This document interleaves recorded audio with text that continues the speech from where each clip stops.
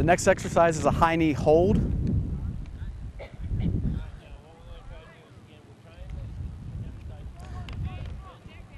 And this exercise is done for balance and hip flexibility.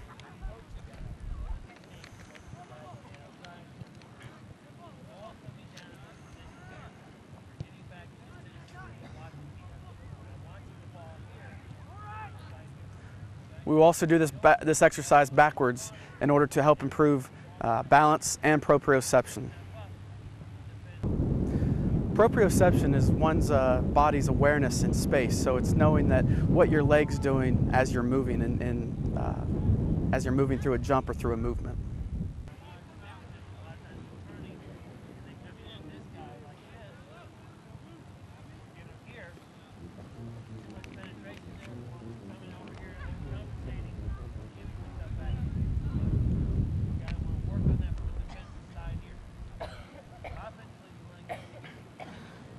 The next exercise will be a butt kick.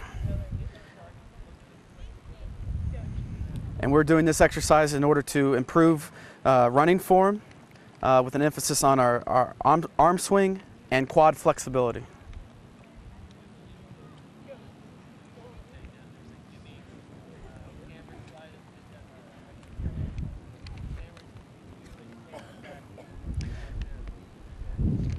This exercise is a butt kick to high knee.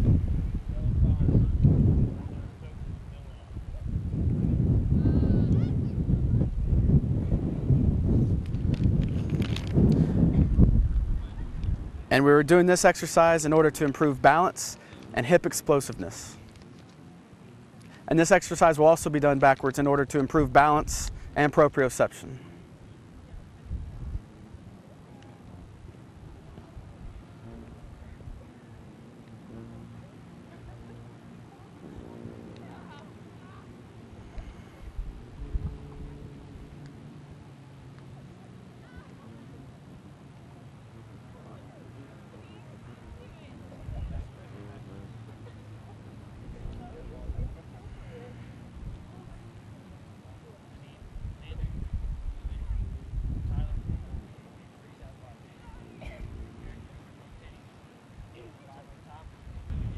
This was an example of what the Dunbar women's varsity soccer team does for their warm-up and for ACL prevention.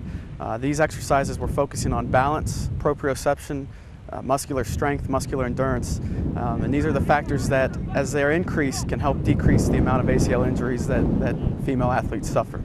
Well, again, thanks to Aaron McDonald and Emily Coleman out at Paul Lawrence Dunbar, and I think seeing that Aaron lead the team through the stretching and whatnot shows exactly what you were talking about before we cut to the segment, but it also shows the value of the athletic trainers that's on site. Yeah, I think you know, I think we're fortunate here in Fayette County to have certified athletic trainers at the high schools that are pretty much there 24/7. They are part of the high school. They get to know the kids and the families and the coaches, and while I think they're there to make sure nothing catastrophic happens, which we would all agree upon, I think anything we can do injury prevention wise for health and wellness is also a good thing. So we're pretty serious about this, and you know, I obviously bring a little bit of a biased opinion just because I see all these injuries after you have to have surgery and go down that road and maybe problems later on in life. So at the high school level and even at the middle school level, where we're starting to get into the middle schools here in Fayette County, anything we can do injury prevention wise is good for all of us. So I guess the step now is just like you said earlier, education, getting the word out, and educating the coaches that this is just as important as what they do with the ball. Yeah, I think you know, they don't. I think none of us, and I'm a soccer parent, so I have 3 children that participate in sports, and I think all of us are a little naive maybe until the injury happens to you, or if you're the coach and you lose your star player. Then all of a sudden it hits home a bit. And I think particularly for female soccer players or basketball players, say you lose 2 players off the team. All of a sudden you're like, oh wow, this isn't good. So I think we're grabbing their attention a bit, but I think you know, it's not only the coaches we need to educate. We have to get the kids' engagement, and that can be difficult for a high school child. You got to get the parents' involvement. We have to get everyone to understand that maybe putting in this extra time, effort, whatever you want to call it, is going to save us a lot down the road. I think the problem is, and this is a little bit of our profession's mistake, is that the ACL, which no one even calls it the anterior cruciate ligament anymore. You know, if I'm on the sidelines, no one says anterior cruciate ligament. Every parent says ACL. So we have trivialized it a little bit. So it's common. And everybody thinks, oh, I tore my ACL, I'm going to have surgery by Dr. Johnson, and I'm going to be fine. That's not always the case. It's a serious knee ligament injury. You're not quite normal after the injury. You know, Tom Brady, he's a year out of his ACL tear. He had a rough game this last weekend. He's a year out from surgery. Tiger Woods. I mean, there's a lot of famous people now that have had this surgery that I think all of us kind of watch and go, wow, this is a real serious thing. So I think we have to educate everyone. Yeah. Athletes, parents, coaches, everybody about the seriousness of the injury. It's not just a mouse click on ESPN, I tore my ACL, I'll be fine. All right, very good point. We just have about a minute left. Any final thoughts on this?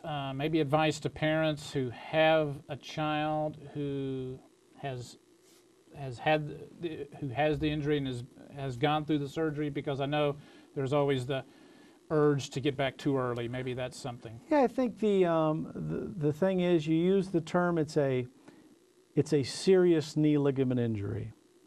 Is it life-threatening? Of course not. I'm not trying to say that.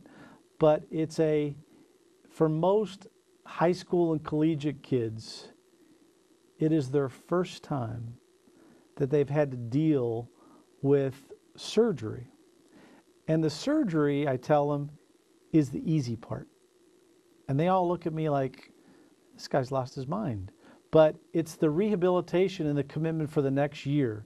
So I think as parents, if that's your child, you understand the mental support you need to provide for your high school or collegiate athlete about making a commitment over that year time to get you back in the game doing what you want to do. So it's not just the physical part that we all focus on. It's a tremendous challenge for this part that I think is hard for all of us. It's hard for a parent when that's your child that's out there going through this. And the rehab is not fun. There is pain. There are tears. So it becomes a family deal when your child is going through this. But so you have to look at it as a team, and we're going to get through this together, I think, is the hard thing for most families I have found. All right, very good. Darren, great advice. And thanks for educating us about this injury and what we're doing to ways to prevent it and treat it. Thank you very much. Thank you very much. It's been a pleasure being here. And we'd like to thank you all for watching. We'll see you again next month.